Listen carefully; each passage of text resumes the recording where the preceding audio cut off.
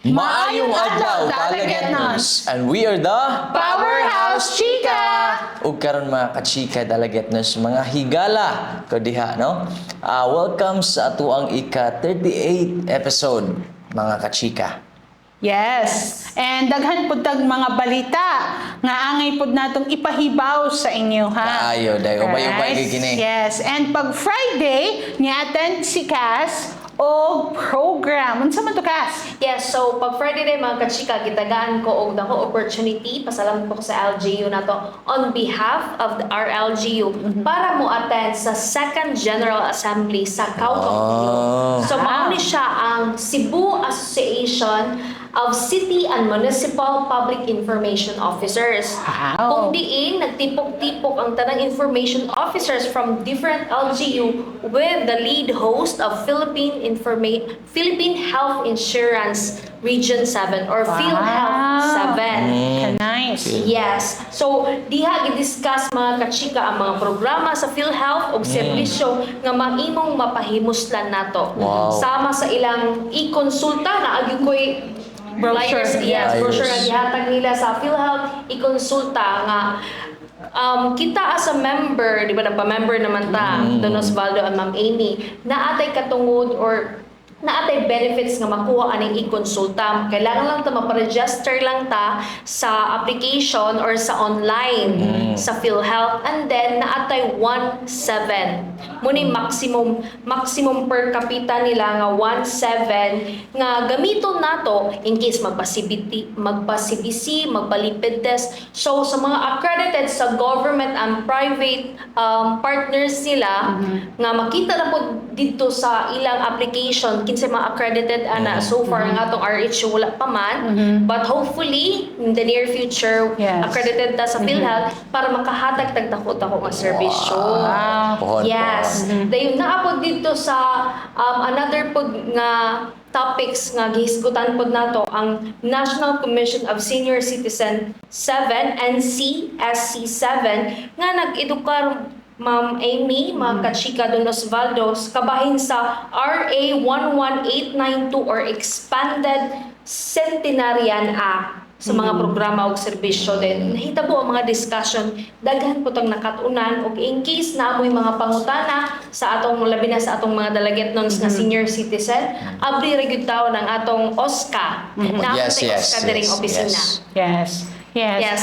Mas maayo good nga if naay mga things nga kanang actually you need to clarify or verify, you can always visit the municipality of Dalaguete. We have specific personnel for specific kanang mga questions nga willing ra gyud nga mutubag sa tanang mga pangutana. Yes, kay- Especially karon like sa OSCA daghan gyud tag mga pangutana, no? Kay daghan gyud as in daghan gyud tag mga pangutana, and there are even issues if you again it's very easy to know and to verify a certain thing kung kabalo lang pud ta o kinsa ang tao nga angay natong i-approach. We have representatives. You can always come and visit the municipality of Dalaguete. That's Yes. correct. And also, dako po natong pasalamat po kay ang PhilHealth mo ani diri sa Dalaguete Wow! every third Friday of the month. Yes, yes. Actually, nainangutana sa FB page if we have kuno ba PhilHealth Satellite Office. I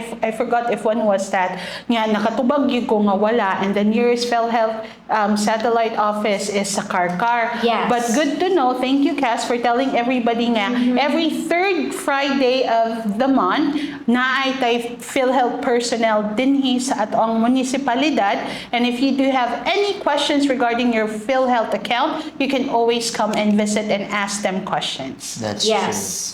That is Yes. true.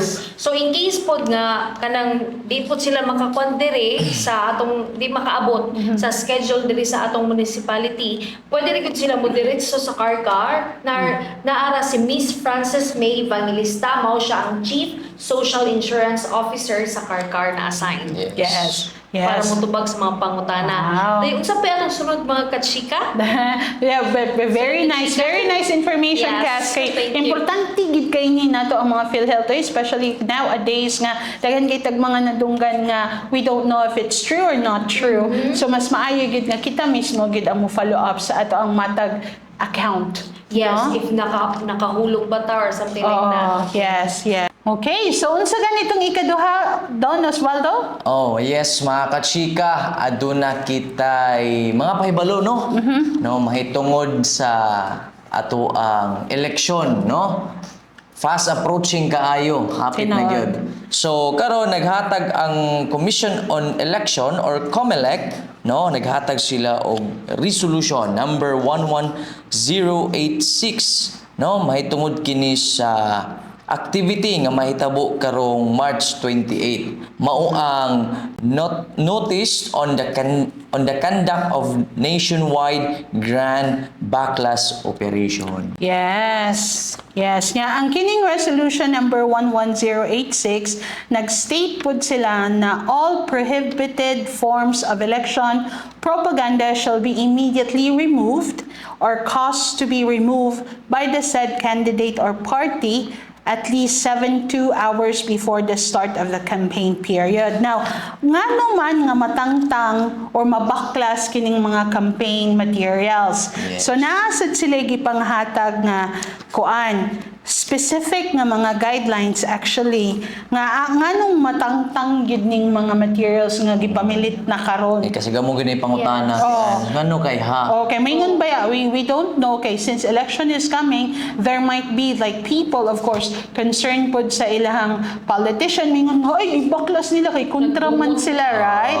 So, maingon pod ang pikas, gibaklas man ganin ninyo umuha. Kami pod, baklas pod mi. Pero dili gina- Per dili dili gina. gina siya tinood. COMELEC actually has a resolution na naagi operation sa March 28 para sa Yes. imong giingon. So, unsa man ni specifically those number 1 outside the common poster area. So naagi day mga common nga poster areas nga Pwede dito ra gid nila pwede ibutang. So if it's outside mo nang tangtangon. Yes, unsa ganing number 2, Cass? In public places where the posting of campaign materials is prohibited. Yes, unsa man ning mga prohibited. Number 1, as far as I know, church. Di gid ta pwedeng magbutang dito mga campaign materials sa simbahan. Malamang. Yes. Yes. For example, sa lugar baron din gibutang baron nga this way, no kanang mga red Unsa man Kanang mga signages? signages ang Yes. gipat. Oh, nabi uban gyud nga Lagi. magpapuyang nga magbutang Butang diha. gyud. Di na maklaro ang signage. Tinood. So, Nagagit again, sila common, no? Nga mga poster. yes, yes. That's right. Yeah, I believe those who are running for a position in whatever it is, of course, kabalugid sila unsa itong mga Correct. prohibited nga Yes. areas. Yes. So, dili lang gid na. What's number 3, Danos Yes, Balto? number 3 is oversized campaign materials. Oversized. Magparehas ginakadak-an ako. Ay, ano de? Matabunan ang tibok balay. Bakit di ayos? Campaign direksyon Lagi din. mataba- Grabe. Itabo. Grabe Wala naman na. yun. Sige, so oversized dahil kuha na lang ginano, logically na lang Yes. ginano nga oversized nga campaign materials which is basin makakos, makaali baron or something, makadisgrasya sa uban. Correct. Yes. Si pang-upat, ma'am. Ang upat is materials not made of cloth, paper, cardboard, or any recyclable materials, and those listed under Section 2 of COMELEC Resolution number 111. And again, those katong mga gamiton sa materials as much as possible recyclable or gid nga materials. Correct. Yes. Eco-friendly. Eco-friendly. Yes, kinahanglan gid na. Yes. Yes. Now since COMELEC na noon, election is Election coming. is coming. Speaking of election, no? Last Friday, March Yes. 21, 2025, adunay nahitabo nga peace covenant signing for 2025 local election. Yes. Nahitabo kini sa Dalagiti Sports and Cultural Center. Yes. Pag Friday. Ato mga participants diha, if correct me if I am wrong, is katong duha ka partido nga nilansar karong eleksyon ay naapod tay PNP, PCG o uban pa nga Uniform kaubanan sa personnel. men in uniform. Yes, during the Quran. Yeah, the main objective of this peace covenant signing is just to ensure that the upcoming election, ang mahitabo nga upcoming elections, are conducted with the highest Quran standards. Correct. So both pasabot, highest standards, honest and transparency. That's true. Right. So wala giingon ba nga we are praying for an honest election. Yes. Yes, kaming mga butante mo ora gid na ang among giampo. Honest elections kay of course, we have the rights to vote. So we wanted katupong mga among ibutar mas maayo gid nga anisay lang gid ta no? Yes. At saka, di siya to kalimtan ang safe. Yes, yes. Kay mo ba na itong kahadlukan, no? Correct. Yes. Yeah, so honest lang good. Ano sa'yo lang? Honest lang good. And transparency. Yes. Kung nag-iingon gid, honest is the best policy. Yes. Honesty, rather. Yes, we are still on the verge of kanang thinking who would be, kadang mga candidate, no? Well, mag-study po tayo ng ginagmay. Ana, mo ginaba, mo Yes. maganda the smart ways to do. Right? Yes. Maugid sakto. Anyways, yes, so Don Osvaldo, shout out. Sa dili pa dito mag-shoutout, no, ang local government unit sa Dalagete kining nagpahigayon sa ato ang mga empleyado regarding sa unsay employment status, no, karong March 31, 2025. Kuya tangan. Yes. Wow. Adunay spiritual talk. Kanahan ko, ana. Yes. Yes. Unsa din yung spiritual talk dihay Don Osvaldo? Kining spiritual talk, no, kanang nag-discuss ni sa various topics. No? Depending sa tema, depende pod sa goal sa ato ang speaker. Depende pod sa ato ang mga audience. Depende na gina sa ato ang speaker pohon nga inyong atangan. Yan, kisa mo No? speaker pohon. Pohon ang inyong atangan mao ang usa sa sikat sa social media, no, nga pare, mao si Reverend Father Crescenciano Orsiano Ubod. Yes. Mo ni atangi. If you're watching. Yes. Yes, shout out Father. Yes. And also, kining spiritual talk, it focuses, no, it generally focuses sa kining to inspire inner growth, strengthen your faith, Yes. no, and also kining deeper connection with to God Yes. and with oneself. I agree. Sakto po dyan, I double agree. I second devotion.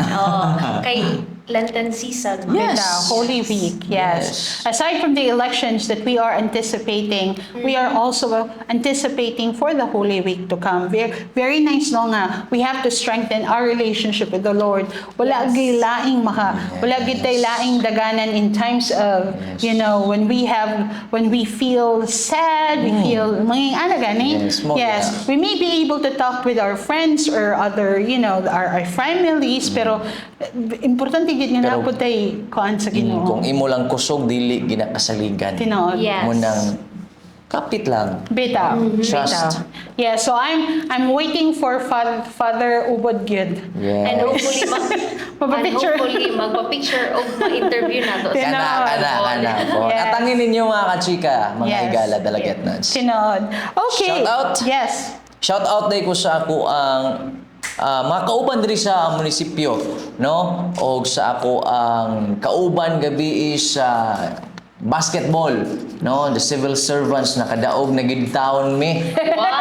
Congratulations! Congrats. Yes. Yes. Murag ang standing namo is 3-1 balihon, no? Tulo among pilde o sa among daog. At least na usa. Yes, at least na usa. After ba i-celebrate? Bitaw, di man sa jud angay nga i-focus nato ang daog or Yes. even gani ang pilde or even ang daog kay the most important thing is nag-enjoy man mo. Correct. Yes. Yes. Ibang sportsmanship. Tinood, tinood. Mo gini pinaka-importante nga nag-enjoy gid ang tanan. Mapildi man, wala gid. There's nothing for you to regret kay sus nga nindot baya dit. Permi gani kung moadto kay magsipod ko Yes. kapil og katawa. Oh, cheer man nila. Yes. Rukawa! Sambak. Tinood. Yes. So congratulations. Shout out pod ko sa ako ang mama ug sa ako ang papa ug sa akong ig-agaw si Father Jafel Kilaton Baldado. Niabot ko siya from UK. Yes. Hi. Welcome Father. back. Welcome home. Back to the Philippines. Yes. Welcome home. Yes.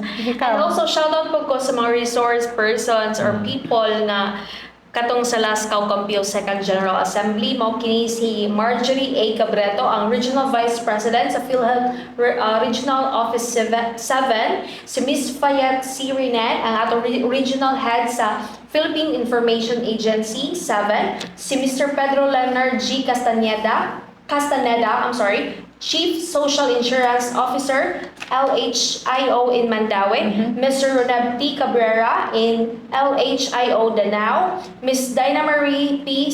Sinches, Public Relations Officer sa PIA, Ms. Frances May R. Evangelista, ang LHIO Karkar. So mga dalagyan nun, so namin mga pangutana sa PhilHealth, ato lang mo ni Ms. Frances sa Karkar, apply lang yun siya. Naara sila sa lower ground floor, Karkar City Hall. So, and then last is si Ms. Jocelyn O. Tabo-Tabo sa OIC Regional Director NCSC, katong sa Senior Citizen sa Region 7. So, mga ngilingig kini mga speakers, and also sa ako mga kauban diha sa Caucampio, Sir Hans, Sir Jose, Sir Alvin, Sir James, ug sa uban pa. Hi, kaninyong tanan. Shout out. Yes. Yes. Okay. O karon stay tuned lang mo mga higala mga kachika dalagin to sa mga balita nga among isibya kaninyong tanan. Kininyong ubos nga higala, Don Osvaldo. Ako si Amy. And don't forget mga kachika to hit like, subscribe, follow Dalagete Entertainment Hub and Municipality of Dalagete. My name is Casper. And we are the Powerhouse Chika! Bye!